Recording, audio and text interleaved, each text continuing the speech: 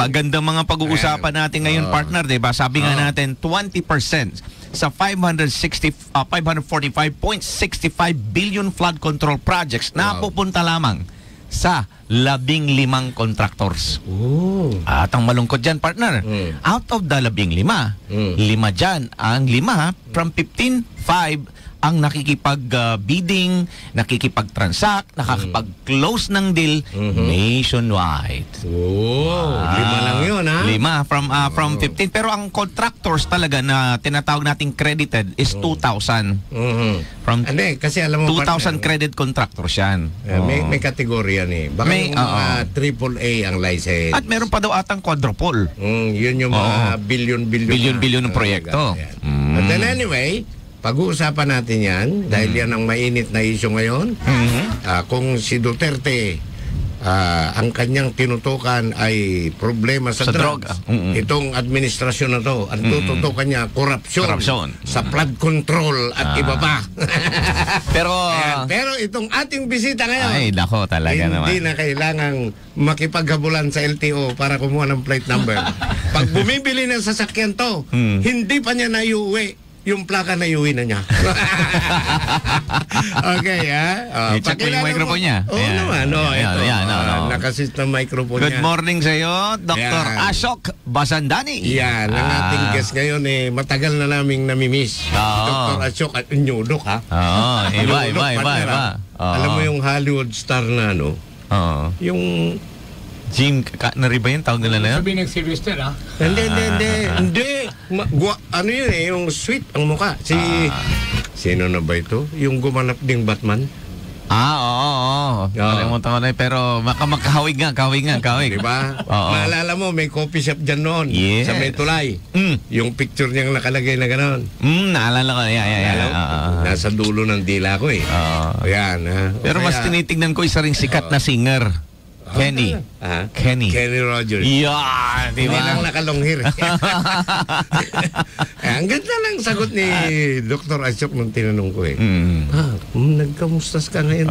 Okay, sabi. Ano bang maiba naman? Ano bang wisdom? Bakit tayong ganyan ngayon, Doc Ashok? Dati para sa ating clean cut. Yes, okay. Please allow me to greet viewer and listeners. Magandang umaga sa inyo lahat sa mga nakikinig ng Energy FM. At siyempre, hindi ko lalampasin yung aking presidente, si Ka-Insyong. Presidente ko rin, si Dr. Ashok. Aking brother, si Brother J. Oriles. At atin yung manager, Chris Diles. At atin yung champion, yung technician, Chief Mar Panikid. Yung kompleto, ha? Alam mo, itong gusto kay Dr. Ashok Basandani pag nag-aatin niya ng kanya mga engagement, speaking engagement, kompleto yan. Para ngayon lang, kinumpleto lahat. Alam mo, nasusubukan ang gapoy pinalagpas. Nasusubukan ko rin yan, yung mag-speaker. Yan ang problema ko, yung sino yung mga babanggitin. You have to get all the names. Kaya pag nagmi-meeting kami sa JCS, sa Rotary downtown. Rotary, ano na ba yung uuna yun? Ganon! Yung formality, no? Yan. Actually, Ka-Insyong, ang kasabihan naman sa Rotary, doon tayo nakakaroon tayo ng idea at yung experience kung paano natin ma-expose yung sarili natin. At alam mo itong mga binabanggit na pangalan, this is showing that how they are respected in our life. Yes. Pagbabanggit mo na yung acknowledgement sa isang tao, binibigay sa kanya ng yung importansya sa buhay mo. Binibigay mo siya ng konting pagmamahal tsaka yung konting lambing, parang paramdaman mo sa kanya ng hindi siya iba, kundi isang pamilya naman tayo. At tungkol sa ito, new look ko naman yan, I'm sure naman yan, kasi right now, I am handling the Guru Nanak Indian Sikh Temple in Tibong Road. Doon naman yan sa temple, medyo nagkaroon din ako ng, siyempre alam mo yung pagmamahal sa atin yung minamahal ng Guru Nanak. Kaya nakikita ko yung pagbabalbas ni Guru Nanak. Gusto ko rin makikipagsabay rin, para new look. Alam naman, may spiritual spiritual aspect naman yan. Ganun talaga. Pero parang Bruce Springsteen yung buhok.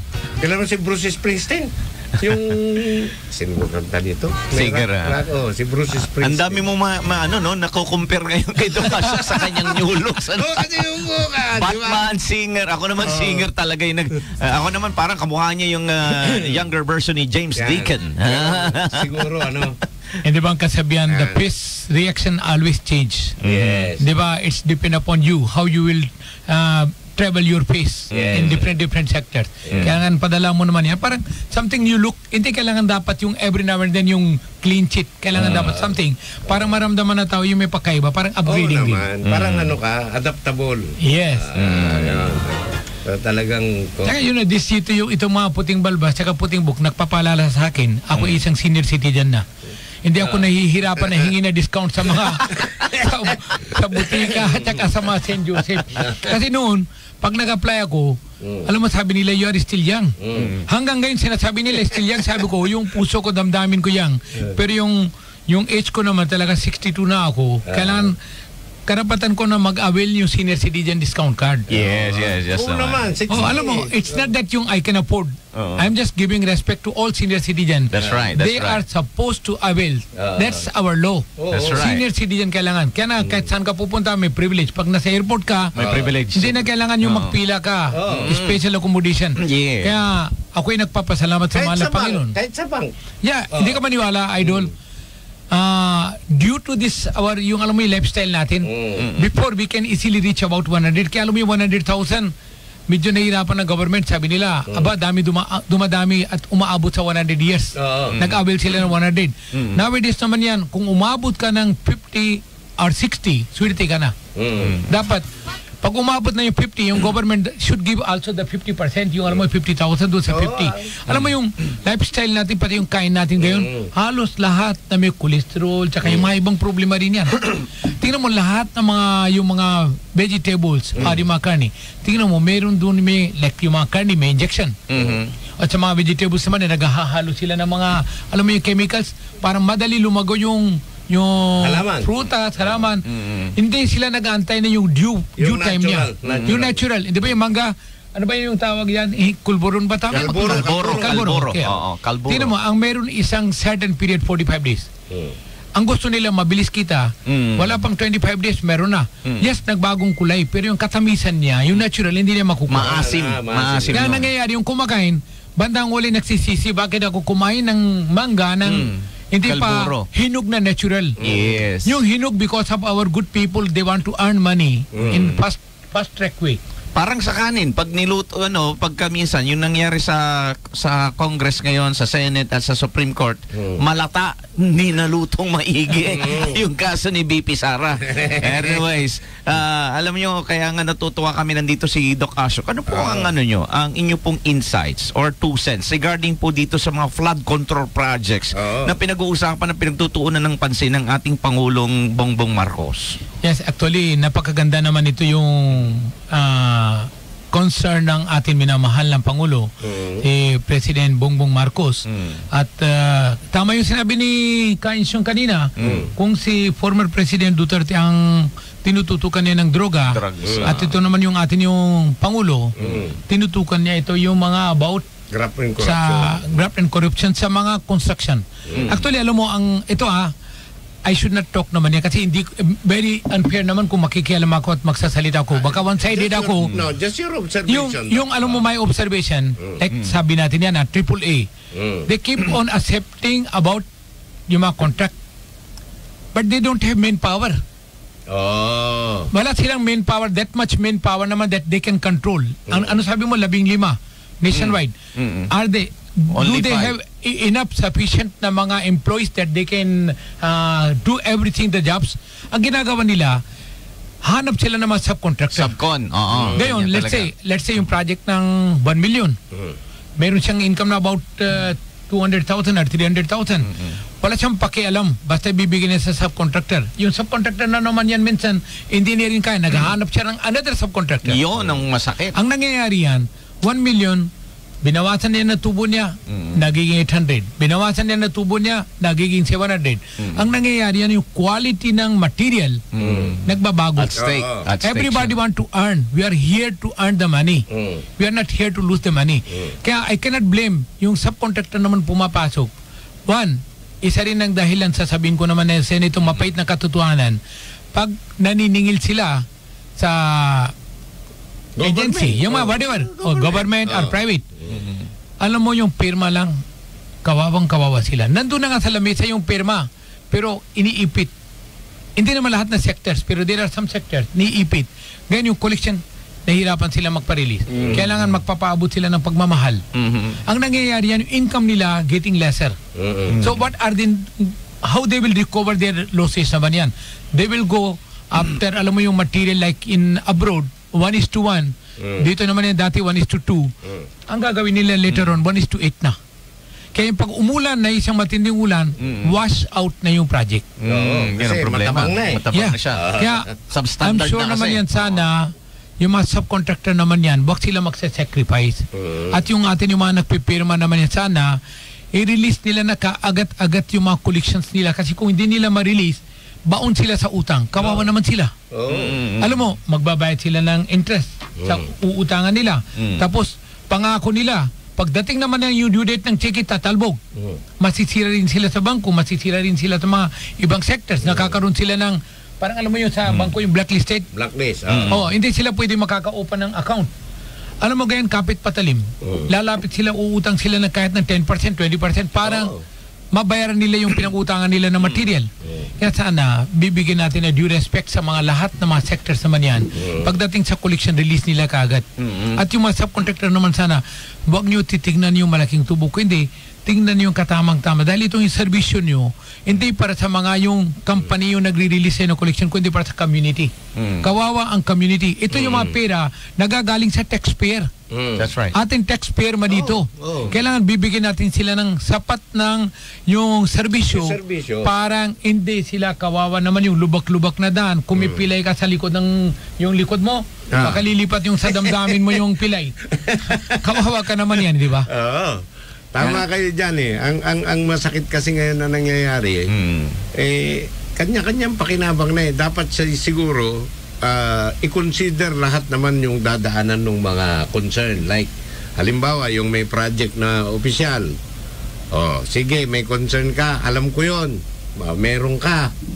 Yung namang nakakuha ng kontrata, isipin mo rin, yung kung ipapasubkon mo yan, wag naman yung kawawa na yung tao. Hanggang sa kahuli-hulihan, ang kawawa, yung proyekto, at ang end nun, ang magsasuffer taong bayan. Alam mo, ngayon ko na-realize na habang tayo nag-uusap, pag sinabi mong subcon, it is already tantamount to substandard. Yes. Ganun na kasimple yun. Di ba? Subcon is now tantamount to substandard.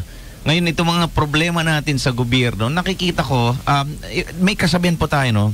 The world will not be destroyed by those who do evil, but by those who just keep on watching and do nothing. Yes. Tama ba, Dr. Ashok? Tama. Diba?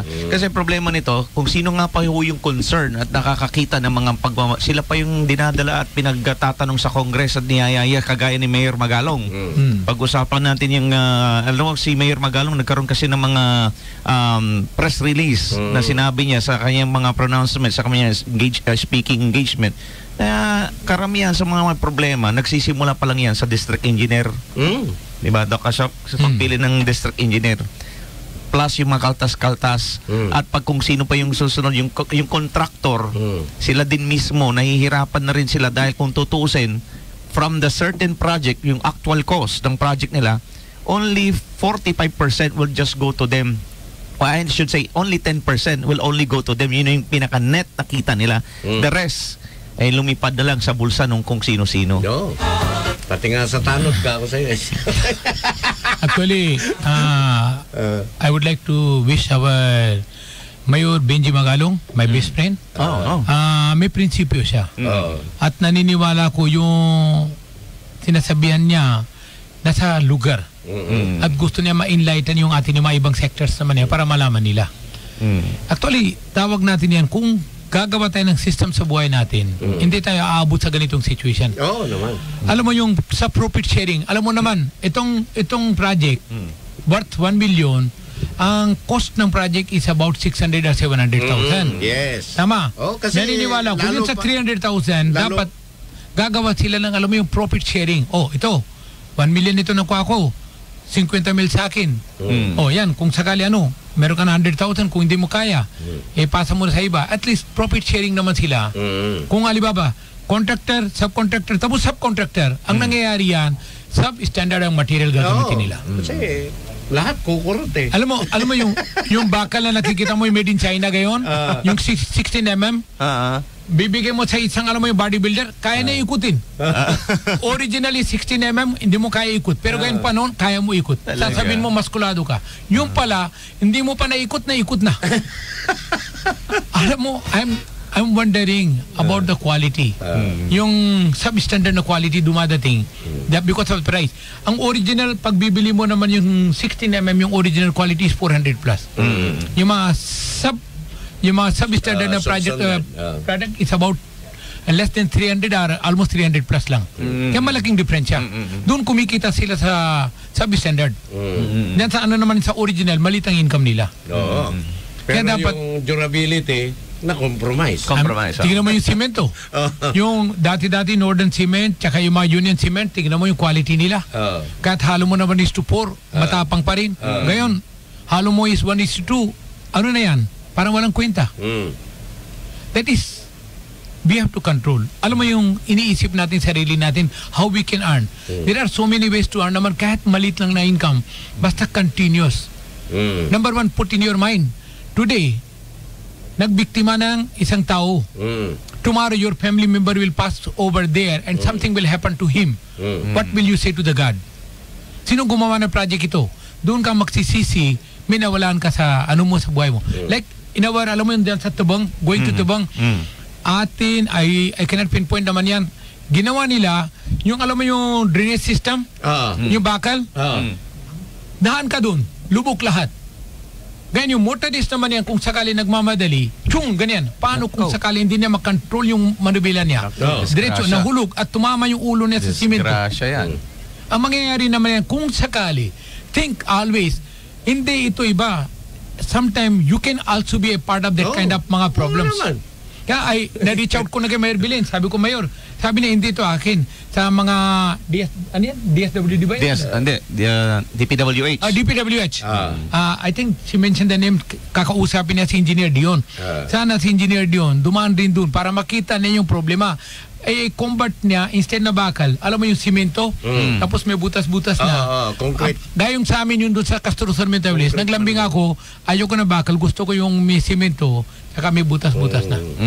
Parang yung tuloy na daloy na tubig. Yes. Gayon yung nangyari, yes, tuloy na daloy na tubig, pero yung bakal, substandard. At saka, pag tumatagal yun, na nasasagasahan, bumabaluktot yun eh. Alam mo, Dagupan, tingnan mo alam mo, very congested place, dumadaan yung mga malalaking truck doon. Ano mangyayari yan? Siyempre yung, alam mo yung weight ng truck. Ng truck, babaluktot yun. Kahit sabihin natin na magandang material nilagay, kung dumana yung high-powered na mga sakyan naman yan, mga heavy equipment. Kaya kailangan dapat, baguhin lang natin sa lifestyle natin. Think always, you can be part of that kind of situation. Yun lang hindi natin nilalagay. Di ba? May dumana isang patay, tinitingnan natin at ini-ignore natin. Touch wood. Tomorrow, you can be a part of that kind of journey. Naman. Then, somebody will send, somebody will listen. What will you feel? Yes, manhit ka dahil patay ka na. Pero, isipin mo, yung kailangan dapat bibigyan natin na due respect sa all sectors. Yan naman ang site ko. Baguhin natin yung sistema. Kung nabaguhin natin yan, tulungan natin yung atin yung government headed by our President Bongbong Marcos, yung plano niya, yung graft and corruption naman yan. 1% cannot do. Like one hand cannot clap the, diba? And you cannot clap with one hand, pero you need two hands. Kailangan naman yung Pangulo Marcos naman yan, lahat ng sectors magsama at sabay-sabay sila na magpalakpak at sabi nila, we are one, we are together. Yes. Yan lang ang slogan na kailangan natin sa buhay natin yan. Kailangan yun talaga kasi kung nag-iisa naman siya, at yung conspiracy nandito pa rin sa baba, walang mangyayari dyan. Hanggang galit na lang siya.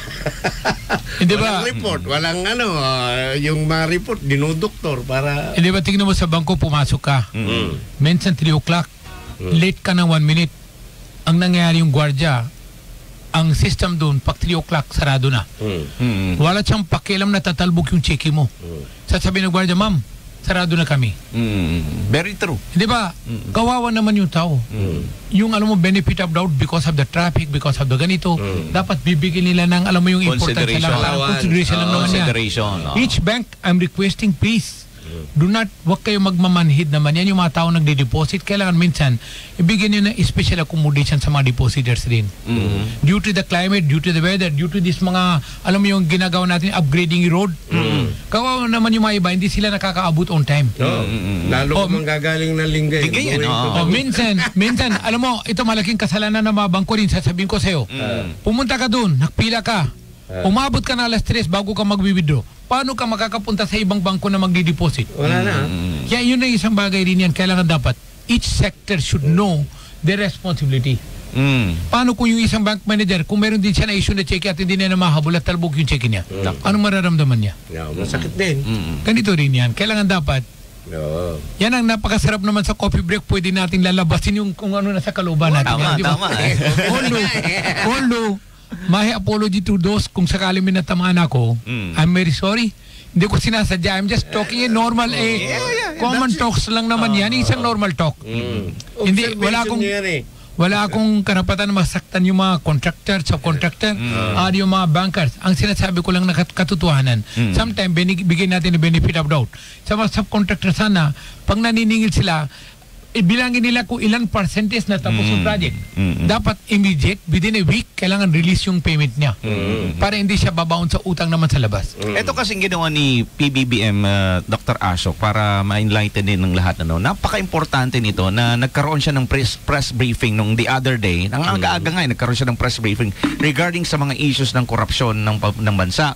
It is only a tip of the iceberg ng korupsyon because he is only focusing sa DPWH flood control project. Hindi ba ninyo alam, marami pa ho mga government agencies, Department of Education, Department of Health, at iba pang mga department ng ating gobyerno, SSS, alam mo na, mga gobyerno natin, na kasama dyan, GSIS, rather, kung saan na PhilHealth, rather.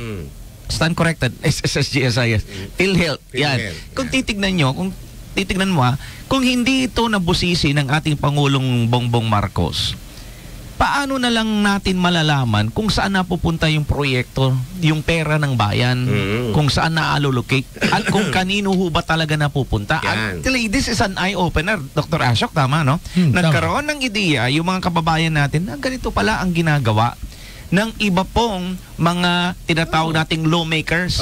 Ang masakit dito kasi, partner, tignan mo, may mga proyekto ng flood control project sa mga lugar na bahain, very less. Pero sa mga lugar na hindi binabaha, sila pa ang mas maraming proyekto ng mga flood control projects.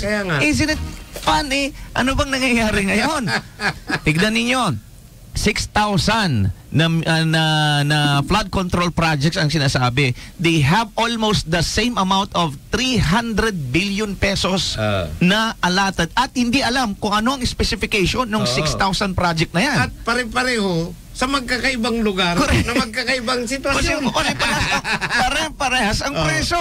Kaya kung titignan mo, kung hindi ito nangyari, wala tayong ideya kung gaano kalalim ang korupsyon pagdating sa flood control projects.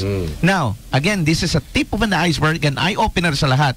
This is just one agency. Yes. Marami pa yan. Marami pang katrabahuin ng Pangulo. Yung in-expose naman sa agriculture at itong mga bangkong institution. Department of Agriculture is one. 25% ng budget inallocate ay yung 25, may batas na nagsasabi na yung 25% na available funds ng mga bangko ay ipautang sa agriculture. Sa DA.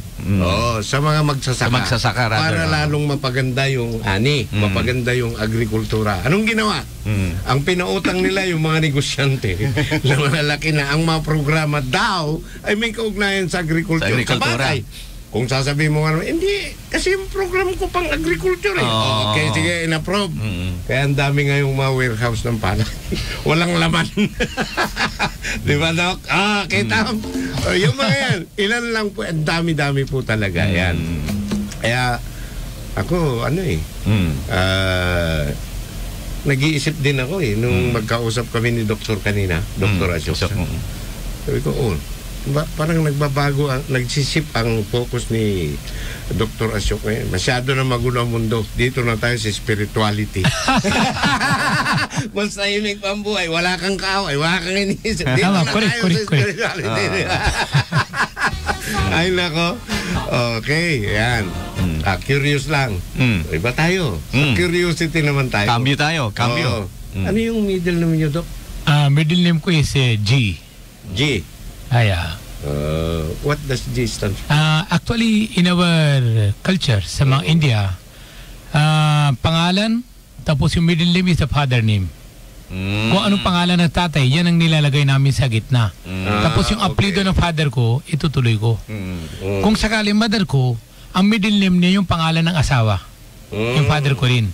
Yan ang gagamitin. Hindi na pwede gagamitin yung pangalan ng tatay niya. So kaya yung minsan yung pagdating naman sa mga, alam mo yung mga blacklisted, ganito, because of the same name. Pero kung may middle name ka, kasi dito sa atin, ang middle name is the mother surname. Mother surname. Yes, mother surname. Dito naman, mother surname. Sa amin naman, yung father name. Yun ang pagkaiba lang naman yan. Kaya yung mga iba, nalilito sila. Pero that's the way we learn from the young age, the day we got birth. Natuto kami, tsaka yan ang sulat dun sa papeles. Kung babaguhin ko lang na, tatanggalin ko yung G, siyempre yung mga ibang identity ko madadamay naman. Oo naman. Yan mamaya, sabi nila falsification of documents. Kaya kung ano naman yung traditionally dun sa amin, sinusunod ko rin yan. Luckily, father ko ang first letter niya is Gulabra, G. Mother ko rin is also Gopi, is also the G. Kaya swerte ko naman, mother, father, yung initial is number G. Di ba? Yeah. Iba rin ang culture nila, no? Iba din. Yan. So, ibig sabihin, si Madam Kanchan, tama na? Yeah, she will use my name. Kanchan Ashok Wasandani. Pero dito naman ang ginagamit niya, Kanchan Siwani Wasandani. Yan, kasi dito naman sa identity natin, siyempre, lalo na, Pilipino rin siya, Pilipino rin ako. I'm sure naman yan, pagbibigyan din nila ako, later on, magpapaila ko na yung parang middle name ko, yung mother surname ang lalagay ko. Yung apelyido ng nanay ko, Danani. Pero lahat ng papeles mo mula noon hanggang ngayon, pwede ko na gagawin yung isang affidavit yung AKA. Okay. Na Ashok Danani Wasandani or Ashok Gulabra Wasandani is one person. Para at least, alam mo, hindi ako mawala sa mga system. Kung system doon, tsaka system dito. Para at least maano naman din tayo. Yes. Iba rin ang culture, ano? Meron lang akong tanong, Doc, kasi alam natin sa pagkukumpara ng mga kultura, may mga nababasa kasi ako minsan na hindi mo ba parang downgrade sa mga kababaihan doon sa India yung ganito na wala na silang pangalan, wala na rin silang apelyido. Na parang doon sa listahan ng sa society, parang nabaliwala na yung kanilang identity. Hindi naman. Hindi naman. Alam mo na, sa tutusin naman yan. Kung anong sistema dito, doon din, ganun din. Dagdag bawas rin. kaya hindi ako naniniwala na nawawala sila doon sa mga identity. Baka, hindi lang, alam mo, kung sakali dagupan ka, nagbubuto ka sa dagupan, meron ka rin ng identity sa Mangaldan, pwede ka rin magbuto doon. Ganyan din doon. Tingnan mo, gaya nag-aaway sila doon, na tuklap nila yung ginawa yung double standard, yung 2 buto, 3 buto na isang tao. Flying voters. Kaya nandun yung, alam mo, right now, yan ang pinag-aawayan nila. Yung mga flying voters. I think naman yan, best, alam mo, yung isang system na yan, hindi natin kaya matanggal. Minsan, yung isang qualified leader na tatalo dahil because of the flying voters. Kaya sana, ayusin natin yung system na buhay natin. Yung system natin ang magbibigay rin sa karangalan sa atin yung mga future generation. Kung sanay tayo sa ganito at sabi natin yan, hindi balita, hindi naman ako biktima, but always put in your mind, if you are there in their place, what will be your feelings naman for those things naman yan. Kaya dapat every now and then we should be prepared for this kinds of mga worst situation. Okay. Ako partner, may gusto lang akong idagdag dito eh. Alam mo, si Doc Ashok is a very he's a political. Wala siya sa ganitong grupo o nasa ganitong grupo. Political. Si Doc Ashok is a philanthropist. Philanthropist. Now, kaya ko siya maibigin siya sa public service. Yes. Pagtulong. Kaya ko siya nabanggit yan, partner. Sabi ko ito si Doc Ashok. Si Doc Ashok kasi napakadaling lapitan. Kaya ko siya kaya ko iko-connect doon sa pag-usapan. Yung flood control project ng Metro Manila, may isa hong private person na tumulong sa flood control project, and that is Ramon Ang. Okay. San Miguel Corporation. Ano po ang inyong komento sa ganitong klase ng pagtulong ng isang private na tao sa napakalaking proyekto na sana trabaho ng gobyerno? Alam mo kasi si Doc Ashok, minsan nakikita ko may posibilidad na kayang tumulong sa taong bayan.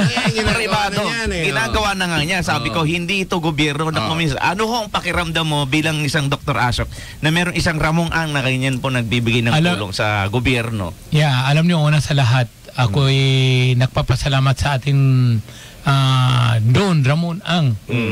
Yung nakikita ko yung sincerity niya at yung talaga yung trabaho niya, napakamalinis. Tsaka quality. Kung anong mang ginagawa ni Ramon Ang, tingnan niyo kung anong project ginawa niya rin sa Sual, yung mga power plant, plus others. Tingnan niyo yung situation at paano niya na hinihandle. Meron siyang manpower. Meron siyang sapat ng cash na hindi kailangan uutang sa labas.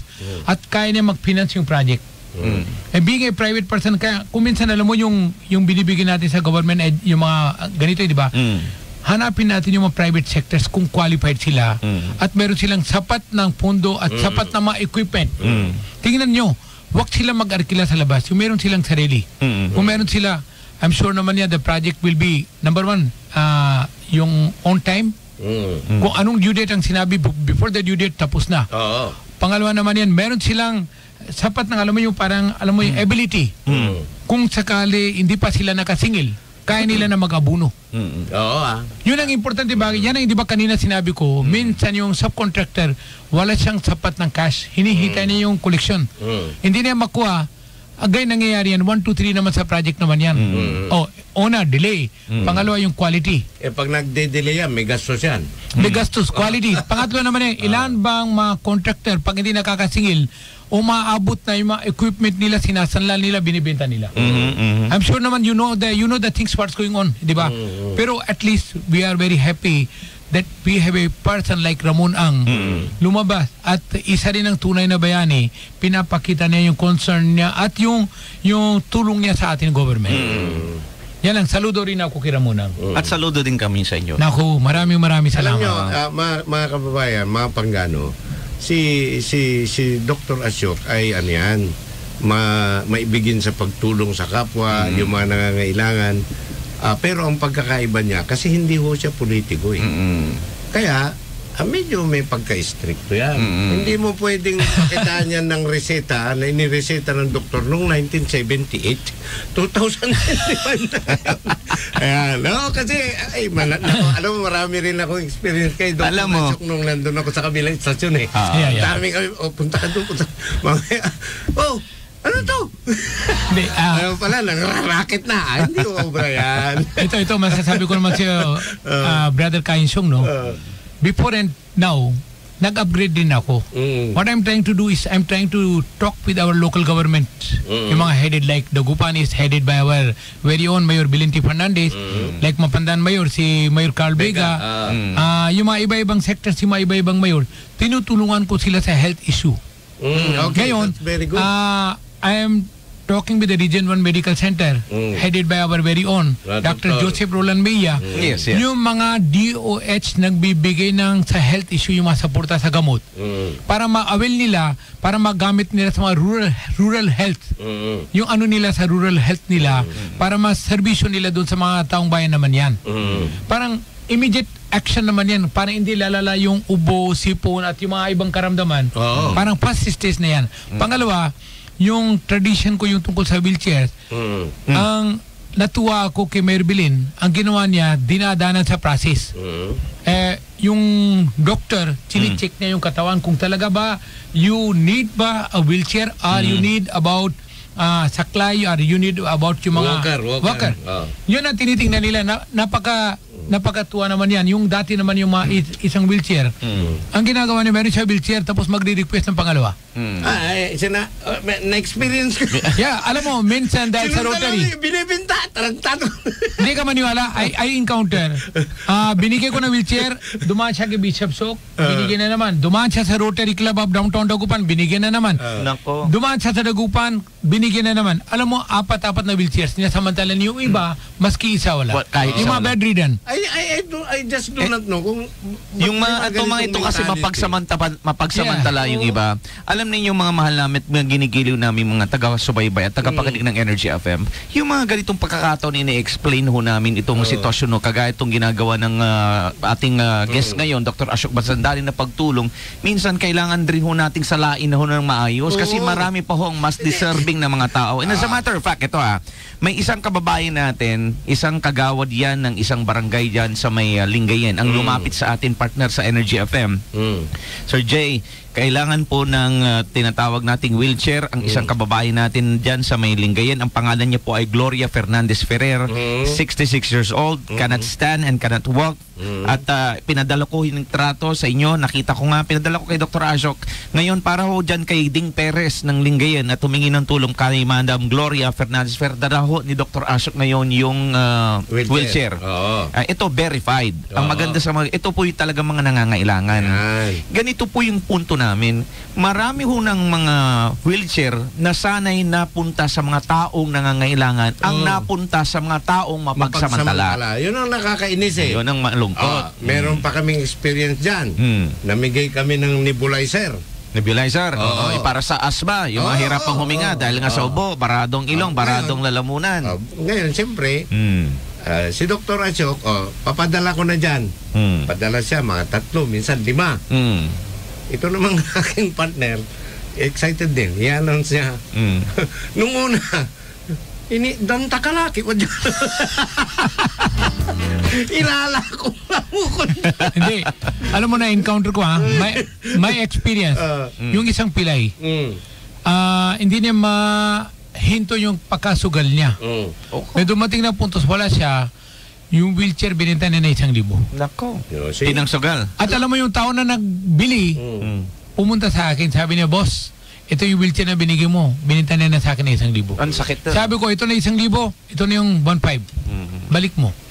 Ngayon yung tao naman bumalik ulit, sabi niya, sira yung wheelchair ko. Sabi ko, sira or binenta? Aminin mo yung katotohanan. I know you need wheelchair.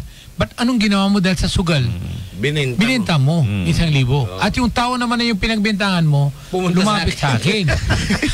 Sabi niya, boss, yung binigay mo, binenta sa akin. Alam mo, naawa rin ako still doon sa tao. Sabi ko, pwede ba, kung sakali may bisyo ka, laro mo lang kung ano ang capacity mo. Kung meron ka kung meron ka na 100, hanggang doon ka lang. Huwag mo aabutin pati yung personal things mo, pati alam mo yung wheelchair, bibenta mo. Bandang uli, nakikiawa ka naman yan. Di ba? Sometimes yung alam mo yung bisyo natin, nagbibigay rin na sa may aral ka pa ngayon sa sugal, ha? Scatter. Alam nyo ba, masakit po yun. Kasi siyempre naman. magbibigay ka, masaya kang nagbibigay. Tulong mo yung pagmamahal mo dun sa taong hindi mo naman kamag-anak. Alam mo, o kapwa lang. Tapos, alam nyo ba kung magkakanong isang wheelchair? 5,000. 6,000. Nung nandun ako sa yung quality natin, alam mo, may break. Yung may break. By the way, yung nandito ngayon, may break daw yan ngayon eh. This quality. Tsaka yung pag-upo niya, hindi maiinitan yung puwet. Dahil meron doon yung may ventilation na yung makakadaan naman yan. Tingnan mo naman yan. Magkano ngayon ang isa nun? Hindi bali yung presyo. Ang basta importante yan, nakakabigay ng isang family. Hindi ang pinag-usapan, hindi yung isang tao na yung paralyzed. Ang pinag-usapan ng isang family ay isang barangay. At least, yan bagay makakatulong. At hindi ako hihinto sa itong project na ito. Hindi kasi, kaya doon ko napunta, Dok. Kasi may mga iba, akala nila, ganun lang yun, madali lang. Lapitan mo si Dr. Ashok, bibigyan ka ulit. Mga kababayan, 7 hanggang 8 mil na ang isang wheelchair ngayon. Tapos yung nagbigay, mababalitaan, binenta mo pala ng 1,000 dahil sa pagiging scatter mo. Ano mo? Kapangin. Ano mo, brother? Kainsyong, yung mga tao, kung sakali ganyan ang bisyo nila, turuan ko sila, alam mo doon sa abroad, sa Amerika, sa mga Canada, yung mga naglilimos, alam mo yung hawak nila baso. Minsan na nga, yung isang tao, lumabas sa Magdo, nakahawak na baso na cook, tapos nagte-text siya, ang kala na tao na dumaan, naglilimos. Alam mo nangyari, hinulog siya ng $1. Yung coins, di ba? Lumingon yung tao, sabi niya, hindi ako naglilimos. Pero yung baso mo naman yung naka-display, yan ang sign naman doon. Hindi sila nagbubuwis, kundi yung baso lang. Sana kung ganyan talaga ang kagipitan at yung talaga may bisyo sila, then sana paghihirapan nila. Lalabas sila. Yung alam mo yung there are so many ways to earn the money. Honestly way. Hindi kailangan gagawa na bagay yung para sa sugal, para sa bisyo. Kailangan bagay, control yung mga lifestyle system. Kung na-control mo, hindi ka lalalon sa mga ganin bagay. Di ba? Ayan, yun lang naman ang gusto naming ipunto rito. Ayan, kasi siyempre, salain mo rin. Sabi ko nga sa inyo, hindi naman tumutulong to dahil may gusto eh. Dahil yun lang ang kasiyahan niya eh. Ngayon, kung lulukuhin mo pa rin naman, tumutulong na, gagawin mo pang luko-luko, wag naman na. Alam mo, God has find a way to somehow enlighten Dr. Ashok Basandani that he should also be very, very careful, no? Mahirap kasi na yung napagsasamantalahan. Masakit kasi yun eh. Imagine mo yan, yung scenario na yun itself, masakit yun. Pero instead, anong ginawa niya? Ito, ibigay mo itong 1.5, sabi pa niya, di ba? Balik mo. Ganyan ka ang puso dito ngayon. Isa yung 1.5 mo, balik mo sa kanya. Balik mo pa sa kanya, di ba? Kaya sabi ko, ang puso ng natin, ng ating guest, ay napakataba na talaga namang titignan mo hindi mo malubos maisip na lokohin itong ganitong klaseng tao Magpasalamat kayo at pinadala ho ng Diyos ang isang kagaya ni Ashok Basandani dito sa Dagupan, dito sa Pangasinan, dito sa Pilipinas. Kasi pwede naman siya punta na lang sa India para tulungan yung mga kababayan niya Shouldn't be thankful, partner. We have Dr. Ashok Basandani in Dagupan. Sure naman. Pinag-aagawan ng mga munisipalidad at syudad ng iba't ibang parte ng Pangasinan. Adapted sa Pangasinan. Adapted sa Sual. Adapted sa Dagupan. Adapted sa Sampabian. Adapted sa Mapandan. Kalasyaw. Halos lahat na. Diba? Actually, may concern ako. Yan ang gusto ko rin pakarating yung sa atin yung mga nakikinig at yung mga atin yung mga iba, yung mga officials. Alam niyo yung pag umuulan, di ba yung minsan yung alam mo yung one day, yung kung let's say about may centimeter na binibilang nila. Dapat within 1 month, ganito. Parang yung atin yung mga dam, San Roque Dam, tsaka yung mga yung ibang dam, kaya nila na capable sila na magtanggap na tubig. Dahil siyempre yung tubig ginagamit nila to generate the electric. Hindi nila pwede babawasan, kailangan maintain nila. Minsan pag lumabas yung critical level, pinagwawala nila ng tubig. Ang gayon, from Baguio, yes, unang araw problema nila yung tubig, okay. Pero pangalawang araw from yung mountain province tsaka sa mga sa bundok, sa Baguio, bumababa na tubig, pumupunta sa mga San Roque Dam tsaka sa ibang dam. Napupuno. Ngayon, nagwawala sila na tubig. Alam mo kung sinong kawawa? Yung atin yung mga low-lying area. Naman. Kawawa ang Kalasyaw. Every now and then, alam mo, I have been 46 years here in Dagupan. Hindi pa nakaka-upgrade yung Kalasyaw, yung mga alam mo yung mga barangay-barangay. Minsan alam mo yung daan nila almost hanggang dito sa dibdib. Talibao is one. Tingnan mo. Kaya alam mo kung sa akin, Kisban, yung ginagawa nila na project, yung atin yung government project, sana tulungan nila yung mga taga-Kalasyaw. Kawawa naman din sila. Everybody. Sige, sabihin na natin, yung atin yung mga local government, nagbibigay sila ng mga relief goods. Good for 1 time, 2 time. Pero tingnan mo yung lugar nila, umaabot ng baha almost 2 weeks to 3 weeks, 4 weeks. Kawawa naman sila. Yung mga low-lying area, not only Kalasyaw, even in Dagupan, there are so many low-lying area. Lalo na pag nakakaroon tayo ng high tide, kawawa naman tayo. Sabayan pa ng ulan. Kaya, tingnan mo, napakaswerte naman tayo sa Dagupan. under the leadership of our Mayor Bilin, na upgrading yung karsada, tumasa 75%. Yung 25% within this year, matatapos na rin yan. Yung mga bahay na yung mababa, tinutulungan natin yung local government, binibigyan nila ng material, buhangin, bato, simento, para mag-upgrade sila yung bahay nila, para mataas naman yung bahay nila. Kaya napakaswerte rin tayo. Lahat ng mga mayor dito sa Dagupan na abot ko within 46 years, lahat masipag, matulungin. Saka very successful mayor. Ito yung atin yung kaisa-isang lady mayor. Napakalakas yung energy niya. Kung meron tayong Energy FM, meron din tayo ng Energy Bilin. Kaya naniniwala ko, yung grabe ang energy niya from 3 o'clock morning up to diretso. Non-stop. Minsan na nga yung stop niya, kawawa. Yung usapan na 8 hours, naging 16 hours na rin. Kaya nakikita ko yung sincerity niya sa community. Sana tulungan natin yung mga local government para yung tatas nila, yung ano nila, ng lugar nila, like yung Urbistando, mababa rin yan. Di ba yung side ng mga tanang Urbistando, mababa yung mga ibang area, yung mga ibang barangay? Yes. Dapat atin yung province of Pangasinan, headed by our very own governor, Monmon Gico, dapat tulungan niya rin yung area, ibibigyan niya, parang upgrade sila, parang tatas nila. Yes. Yun lang ang hihiling ko rin sa mga atin yung government, atin Governor Monmon Gico, bibigyan nila sana ng pansin yung lugar na yan. Alam mo, Doc Ashok, maganda yung mga sinabi mo. Sa totoo lang, very commendable. No. Pero meron isang tao, isang local chief executive na talagang namumutangi pagdating sa proyekto ng pagdating sa flood control. Number 1, Doc Ashok, may share ko lang, kilala mo to, si Mayor Julier Ayoy Risuelio. Yeah, from San Carlos. San Carlos. Para kung pamangkin yan. Yeah. Tatay niya, kumpare ko. He is planning to dredge yung kanilang kailugan, but it needs a cooperation to Sa the nearby municipalities. Kasi Correct. pag ang dinredge niya lang, sabi niya, I have to speak to Congresswoman Rachel Arenas. Kasi kung sa akin lang, J. Uriles, Inchong, sabi niya, magiging catch basin ako.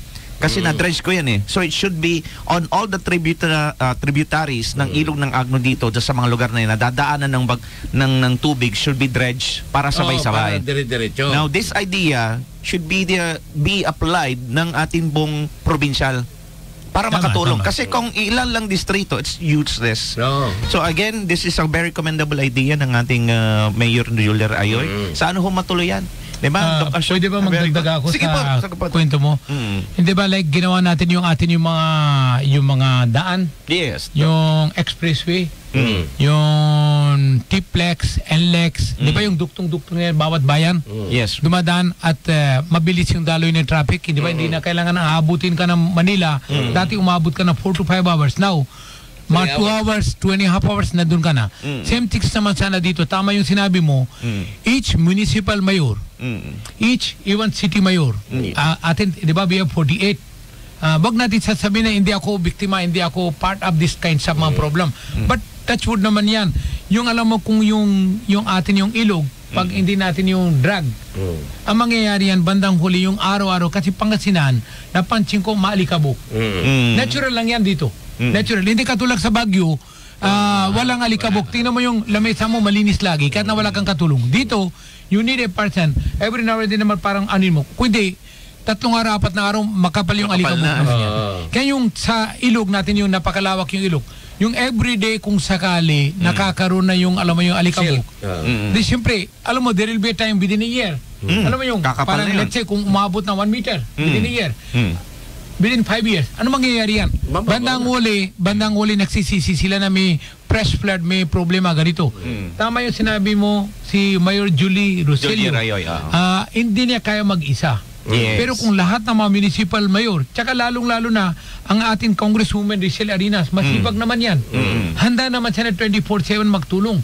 At kaya niya mag-coordinate sa mga ibang congressmen dito sa atin sa Pangasinan, yung ating 6 great congressmen at atin yung great Governor Monmon Gico, sana magsama-sama sila at upuan nila at bibigyan nila ng pansin, parang 2026 magiging maayos naman ang dating. Yung dinaanan natin na experience ng 2025, we should learn from our mistakes. Yes. And we should correct our mistakes. Hindi ba kasabihan, wag mo sabihin hindi ako biktima. Ang isipin mo naman yan, yung mga iba, kapwa mo, parang kapatid mo rin yan. Di ba ang kasabihan, love your neighbor as you love yourself? Oo, naman. Kung pinakinggan mo yung doon sa mga commandment naman ng atin yung mahal na Panginoon, bakit hindi tayo sumusunod doon sa usapan na yan? Bakit hanggang doon lang sa sulat lang? Dapat bibigyan natin. Bawat kapwa na encounter mo, kapatid mo yan, pamilya mo yan. Isipin mo, wag mo isipin yung sarili mo, ang isipin mo lahat. Alam mo, minsan kumakain ka na masarap. Ngayon, ang tanong ko sa'yo, anong lasa? Hindi mo kaya masagot. Pero pag kasama mo iba at nakipagbahagi ka rin sa buhay na pinakain mo rin ng konti, makikita mo na kasayan mo rin. Malalaman mo rin kung gaano masarap ang kinakain mo. Minsan hindi natin hinahanap natin ng lasa, kundi hinahanap natin yung concern, care, tsaka yung nagmamahalan sa isa't isa. I love that. Yes. I love Yan lang ang duktong ko. Tama si Mayor Ayoy Roselio. Ituloy mo, my dear Mayor. Soon, I will visit your place at Yes. magsama-sama tayo at isang sulugan natin kung paano natin aabutin yung atin yung concern sa bawat city dyan dito sa Pangasinan. Okay. Regards nga pala kay Lieutenant Colonel Lawrence Calub, ang Chief of Police ngayon ng Dagupan. Tama ba tayo, Doc? Yes. Our Chief of Police. most outstanding, he is 2009 junior, pero he is very capable. Chief of Police here in City of Dagupan. Kailan lang yan, yung isang araw lang nakaroon ng turnover at siya nakipagbahagi sa Dagupan at yung ginagawa niya gayon, yung 911. Yes. Alam nyo, within 5 minutes, hindi ba? 5 minutes response. Within 5 minutes response, talaga tinututukan niya. Kung anong ginawa ng serbisyo si ating Lieutenant Colonel Brindon Palisok, ginagawa niya rin niya, binibigyan niya rin na parehas ang pansin sa atin yung community. Alam mo yung 5 minutes response, nakuha nilang idea yan sa Sogo? Alam mo ano Sogo. Alam mo bakit? kahapon, Pag hindi dumating yung pagkain mo sa loob ng 5 minuto, libre. alam mo, partner, alam mo, kahapon na nabanggit ni Dr. Yan, yung 5 minutes response, nagkaroon ng simulation kahapon sa Urbistondo. At na-witness ko rin yun, kasama ko si Mayor Mudeng, opera niya. Ang ganda rin nung ginawa ng PNP doon. Talaga. Talagang actual live demo. Ayan. Mabilis ka. Inurasan na 2 minutes yung isang area, 2 minutes 28 seconds yung isang area. Ganon. Okay, let's hope for the future. Pero sana walang masyadong problema para Alam mo, doon makikita na maayos lahat ng kababayan natin. Ang nakikita ko lang Diba? na medyo doon, yung ginagamit, Na? yung communication, cellphone laptop, sila nakikita nila kung paano cellphone. Sabi ko, hindi ba mas maganda kung radyo para walang kasi may mga dead area Yeah, tama. paano kung yung nasa dead area? Wala na, hindi mo na makontak. I think sabi mo ng there should have both communications Yes, and able for them to have a quick response. Kaya naman yun ang ultimate goal nila. Yun ang i-secure ninyo yung hindi lang isang kind of communication ang dapat gamitin. May alternative. Yes. Mabilis. Ayan, okay. At sa tingin ko, partner, kung gagawin natin ito sa buong probinsya, sa lahat ng bayan, we can guarantee peace and order. Yeah. We can guarantee peace and order. Kasi quick response yung police. 2 minutes. Pero ang ginagawa po nila, hindi nandun sa kampo yung pulis. Yung pulis nakakalat na yan sa mga station. Yes. Pinili na nila yung mga strategic area sa isang municipality. Isang tawagan lang yan. May nangyari doon, takbuhin mo ito. Yes, Pak, dating na. It's one way of showing being organized. Yes. Para sa ganun mas mabilis ang response. Importante naman kasi yung trabaho, yung implementasyon. Yan ang pinaka-importante. That is, I think, more effective kaysa sa yung Doc, yung sinasabi nila yung nakikita mo yung police. Visibility. Yung visibility. Which will serve as also a deterrence. Yes, pero mas effective yan. Yung malaman ng tao, malaman ng lahat na yung police, kahit saan man sila lugar sa kanilang bayan, darating yan in 2 minutes or more, less than 5 minutes. Maganda po yan. Okay. The idea is very nice. But the most important thing is kung paano ma-disseminate ang impormasyon ng tao kung ano yung tamang teleponong number na tatawagan o para sa ganon, kahit may quick response, kung hindi nila alam, tawag kayo ng pulis, Anong tatawagan? 911, di ba? Diba? Hindi nga, baka hindi nila alam na may 911 na, di ba? 911. Oh, yan ha. Para sa alam ninyo, para may idea kayo, para sa ganon, pag nag-call kayo ng tulong, andiyan ka agad. Yes. Oh, 911. Yes. Madaling isipin, i-memorize dahil sa Amerika, yan din ang ginagamit. 911. Response number. Alam mo ba bakit 911 is mahalaga Emergency. sa buhay ng mga Amerika? Yan nagkaroon na yung alam mo doon sa yung 9/11. 9/11 yung incident Yes. nangyari yan. Kaya binigyan nila ng mahalaga itong 911. 911. Actually, adlibs ko lang dito Ang ating provincial director, our OIC, Police Colonel, Arbel Merculio. If I'm not mistaken Merculio. Napakasipag naman He's from Pangasinan, Kalasyaw. Tama rin yung ginagawa niya under the leadership of our Chief PNP, General Torre. Yung ginagawa ni Merculio right now, tama yung sinabi mo, yung ina-upgrade niya. At lalo na napansin ko rin yung atin yung Chief of Police in Dagupan, si Lieutenant Colonel Lawrence Calub. Ang una-una napansin niya kung ilan na vehicles nang sira. Nakita ko yung effort niya, sarili niya na pera ginamit niya yung parang yung dalawang sirang sakyan na paayos niya kagad. Talaga. Yan ang, alam mo yung constant siya. Paano natin tutulungan na isang kapwa yung sakyan natin ng bulok at sakyan natin sira. Yung atin yung mga loko-loko yung mapasaway, alam mo, upgrade yung sakyan nila, mabilis pa sa alas 4. Tingnan mo yung harurot yung sakyan nila, talaga yung hindi mo kaya mahabol.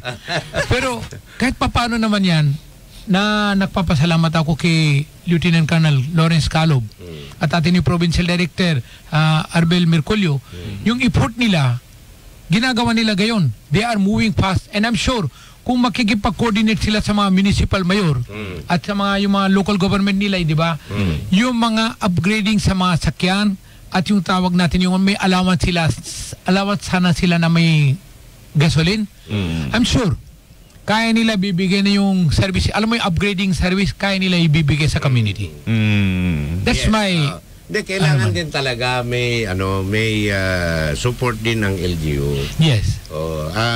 Well, in fairness, dun sa bayan namin, sa Santa Barbara, dati nang ginagawa ni Mayor Lito yan. Sumusuporta siya talaga, lalo sa mga kung paano mag-operate sa mga sa response. Yan ang tawag yan, kumbaga sa kantado, ang tamang susi na isang local police station, yung susi nila is local government. Kailangan dapat combination yan para magsama-sama sila para matulungan nila sa lugar na na-assign sila. Let's say, nasa Santa Barbara, kung si Mayor Lito, kaya niya magawa. Yung mga ibang mayors rin, luluwangin nila yung kalooban nila, parang tulungan nila yung atin yung mga PNP. Parang joint venture naman yan. Tsaka sa PNP naman yan, meron silang mga additional report, yung mga private sectors, yung mga concerned citizen, nagbibigay na yung mga sapat na information. Huwag nila sana ilalampasan, kung hindi, bibigyan nila ng pansin. Yung each information is giving you something to say, something to do. Kung nagawa mo, well, accomplishment, matutuwa yung mga tao. Yung una, biktima. Pangalawa, yung nakakakita, ay mabilis yung ating yung kapulisan. Binibigay nila na serbisyo. Yun ang tawag yan, be a good example. Yung good example, kung kaya mo magawa pati yung ibang kapulisan mo, yung mga junior police, gaganado rin sila. They can do so many things. Oo naman. Yan. Maganda. Kaya diba, respect your leaders, parang bibigay sila sa ng sapat na mga enlightened moments in your life. Then grab the opportunities naman yan. If you have opportunities, like itong junior, 2009 yan, pero very active.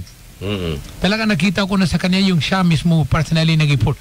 Formerly nasa Urdaneta na meet ko siya. Napakagandang performance niya din, Bayambang. Nagkaroon din siya ng opportunity sa Bayambang. Now he's in Dagupan. He's doing well. Tulungan natin. Okay. Thank you very much, Lieutenant Colonel Lawrence Calub ng Chief of Police ng Dagupan. Ngayon pa lang, the way our guest here, Dr. Ashok Basandani, is describing you, parang hats off kami kaagad sa'yo. Very consistent. Pagbutihin mo, Very consistent ang ang performance nila sa PNP. PNP. Yung dinadaanan ko tuwing hapon may oras doon, naka-checkpoint lang sila lagi doon. Di ba, Doc? Malapit doon sa... Actually, alam mo, I heard ang atin yung Chief PNP, si General Torre, I think tinanggal niya yata yung PCP stations. Kasi main problem is main station. Lahat ng mga kumi-complain pumupunta sa main station. Ngayon, instead ng makakaroon tayo ng PCP station, iniikot niya, nagruronda. Kaya nabalitaan ko naman yung kay Lieutenant Colonel Lawrence Calub, yung ating minamahal na Mayor Bilin, pinangako niya ng 4 na sakyan tsaka yung mga motor, na mga additional mga motorcycles para mabilis yung The response. response sa atin yung mga sa community. Yung mobility, no? Okay. Alright. Alright. Partner. Hindi natin na namalayan. Pero, ang sarap kausap ng kasama natin. Bigyan muna natin siya ng chance na magbigay ng kanyang... Kung nakikinig siya, no? Si Ma'am Kanchan. Si Ma'am Kanchan. Inabot ka ng 3 oras yan. Hindi ka magutom. Mensahe mo sa mga kababayan natin, Doc Si Asha. Kanchan naman yan una-una, nagkaroon ng konting problema yung biyanan ko. Medyo biglahan lang nabalitaan niya na critical. Siyempre, bilang anak at siyempre bilang manugan, ang responsibility ko, sinabi ko sa kanya, umuwi ka na, magpakita ka sa nanay mo. Baka mamaya, it's too late to be say. Yes. Mami, I'm here. Sana nandun ka, paramdaman mo sa nanay mo yung pagmamahal mo sa kanya. Ngayon, nandun siya. At yung anniversary ko, 38, wedding anniversary ko on August 15. Sabi ko, this is the first time hindi tayo magkasama physically. Physically. But spiritually, in our feelings, in our heart, you are Emotionally. always there. At walang katumbas at walang palit. Yan. Iisa lang Kanchan sa buhay ko. Siya lang. Yan Hindi ba? Tingnan mo. Nandiyan o. Nakalagay na pa. Nakatato. Masamsamit. Masamsamit. Mensahe Sabi niyo. nila. Doc, alam mo, marami kang followers. Sabi nga dito, Sir Jay, Sir Insyong, nagustuhan ko yung sinabi ni Dr. Ashok na paano magtrabaho ang mga gumagawa ng project dahil mahina ang project nila, pamilya nila na aksidente. Sana nga para matauhan ng mga kurakot sa bansa natin. Anyways, marami kang mga nakikinig ngayon. Baka may gusto ko pang ibigay na mensahe sa mga kababayan natin Bago sa tayo buong, magpaalam. bago kami tuloy magpaalam. Ito lang ang mensahe ko naman sa atin sa mga nakikinig. Human life is a gift. And we must be knowing the meaning of the gift. Each person, when he's giving you the gift naman yan, how you give value. Sometimes we are too hurried to open the gift. The person who packed the gift with the feelings, it took him 30 minutes to pack. But to us naman yan, within 30 seconds, we are so excited. We want to see the gift. Kaya sabi nila, do not see the amount of the gift. See the value the person is giving it to you, the gift. Yun ang importante rin yan. Kaya alam mo yung human life is a gift.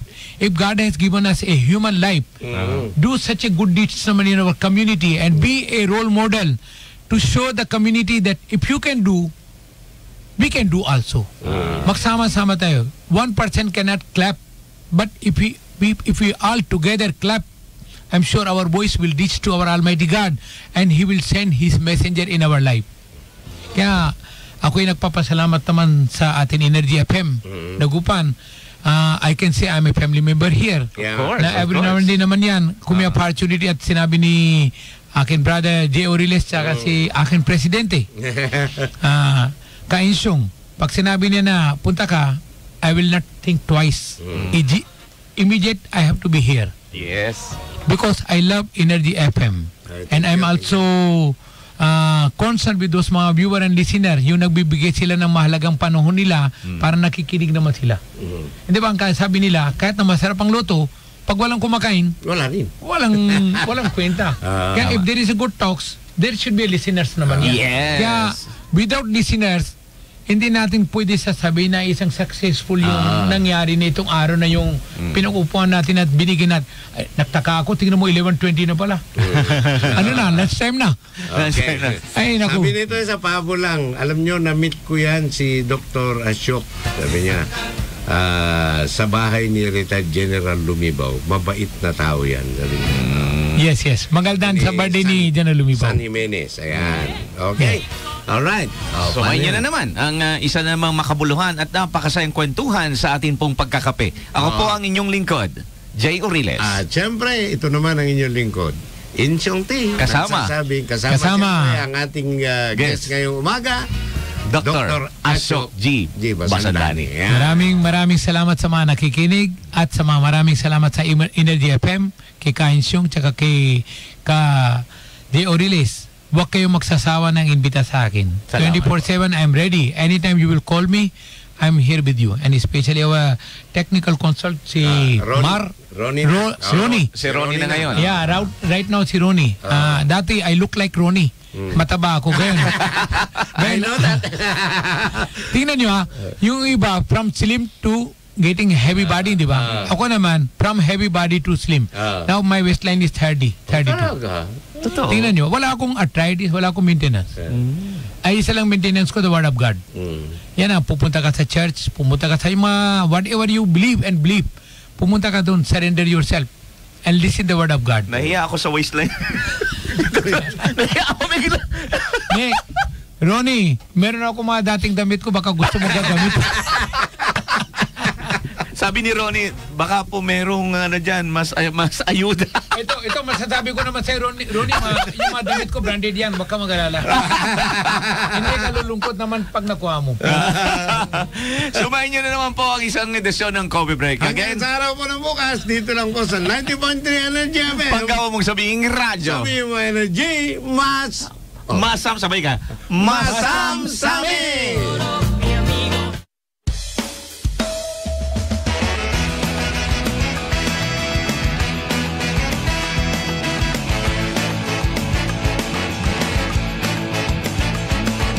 Noon, ang simple lang sa isang pihit, sumasayang buhay ngayon. Ang dami nang nagbago, pero kahit ano pa man ang mauso, radyo pa rin ang gusto ko. Natural, ang saya dito, natural. Kami dito, natural ang lahat, kaya kay panggana tayo. Huwag mo sabihin radyo, sabihin